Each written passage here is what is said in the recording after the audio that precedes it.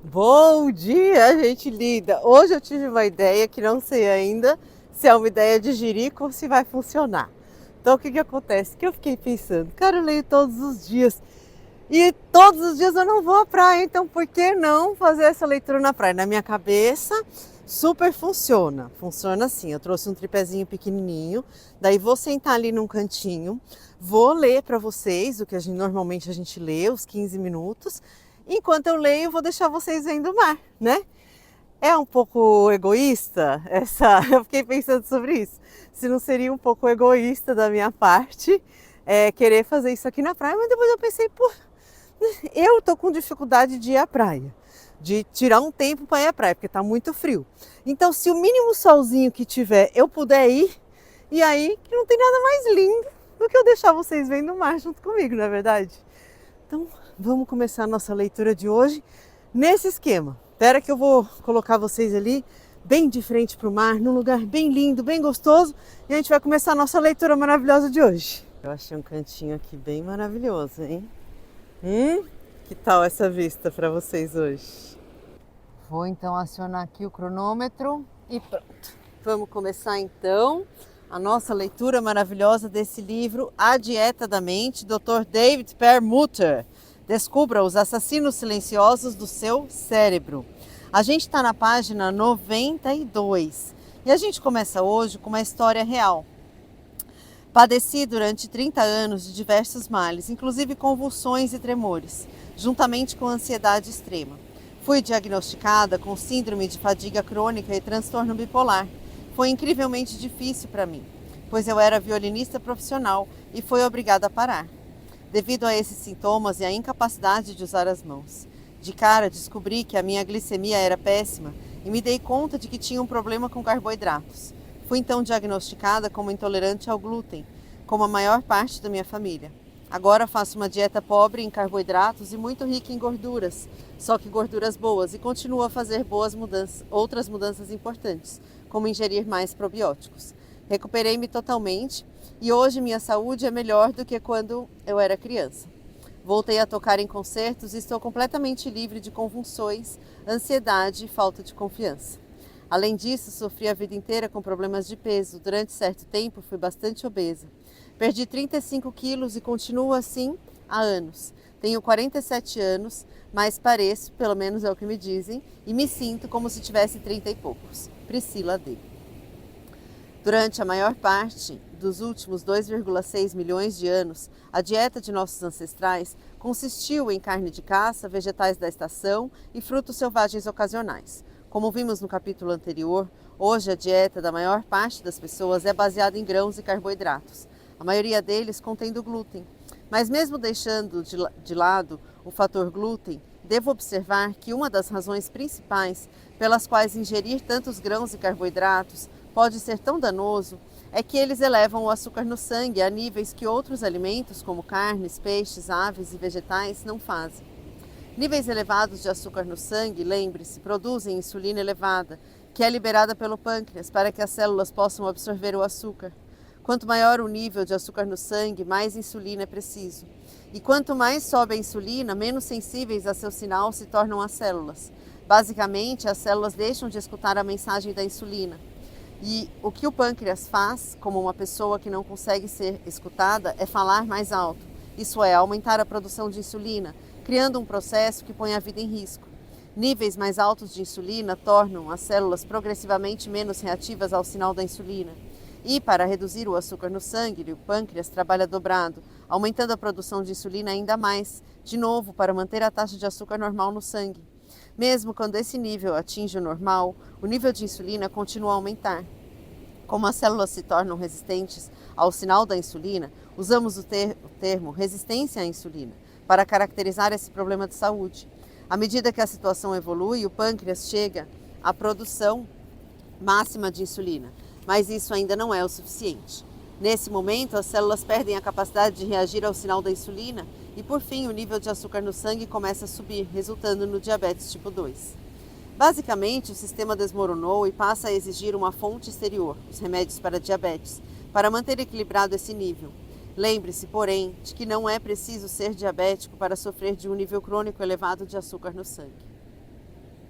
Nas palestras que ministro aos integrantes da comunidade médica, um dos meus slides favoritos é uma foto de 4 alimentos comuns: uma fatia de pão de forma integral, uma barra de chocolate, uma colher de sopa de açúcar branco comum e uma banana.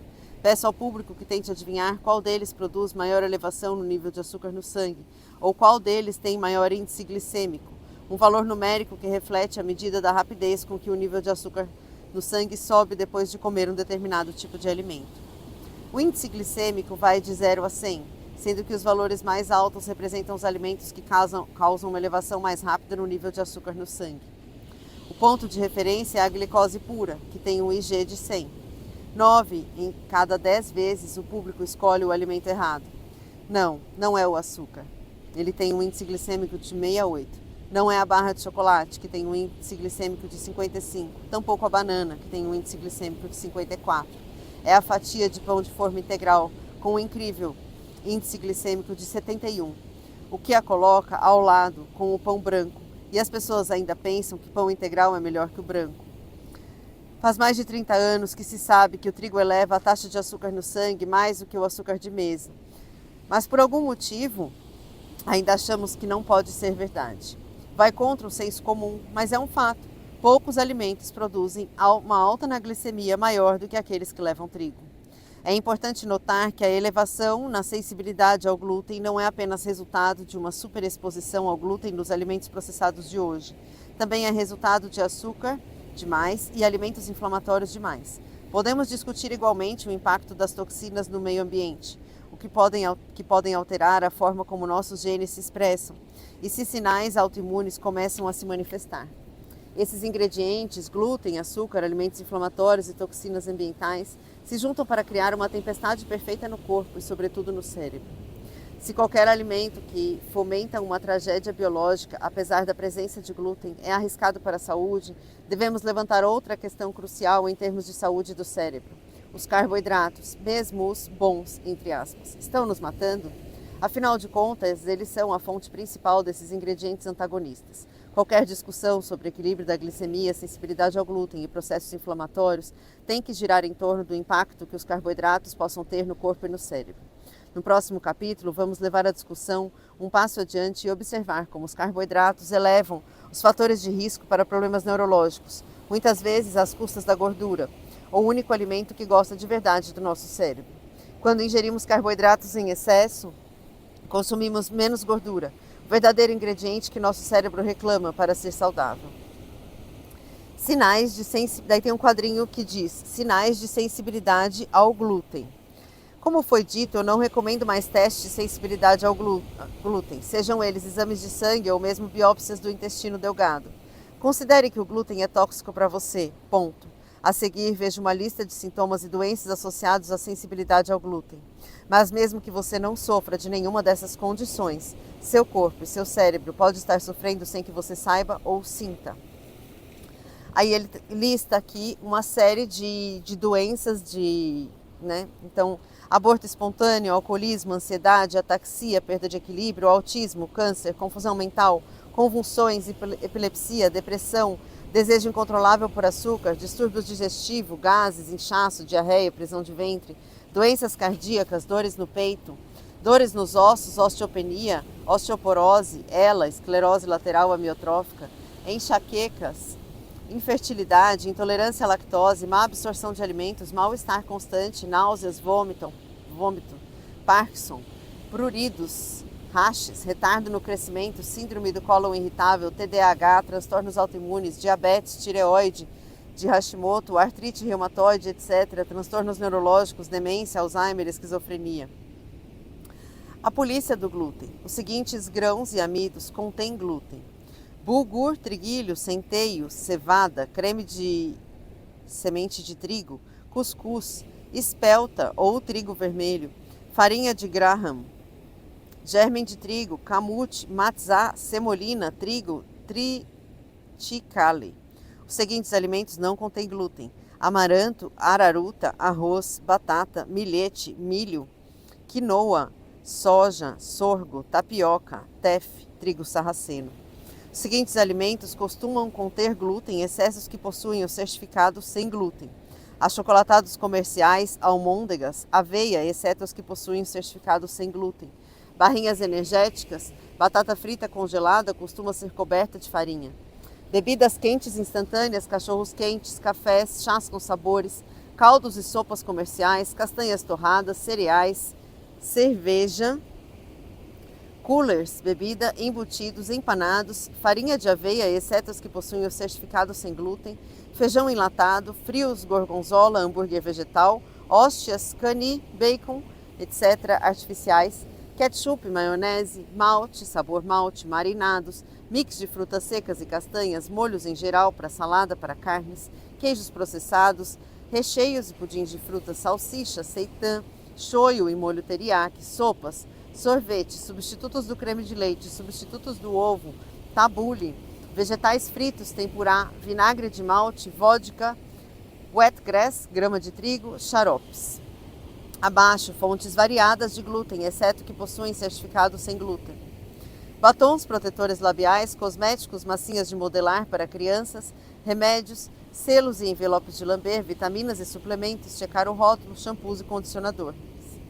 Os seguintes ingredientes costumam ser glúten com outro nome: amido modificado, avena sativa, um tipo de aveia, ciclodestrina, complexo peptídico, corante caramelo, em geral feito a partir da cevada, ciclodextrina, dextrina, extrato de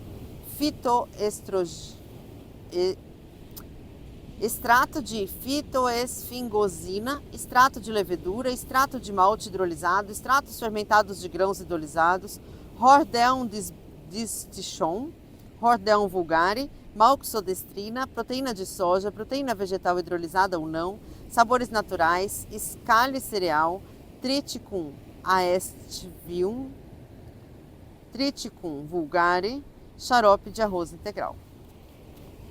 Certo. Gente, assim, ó. Eu acabei.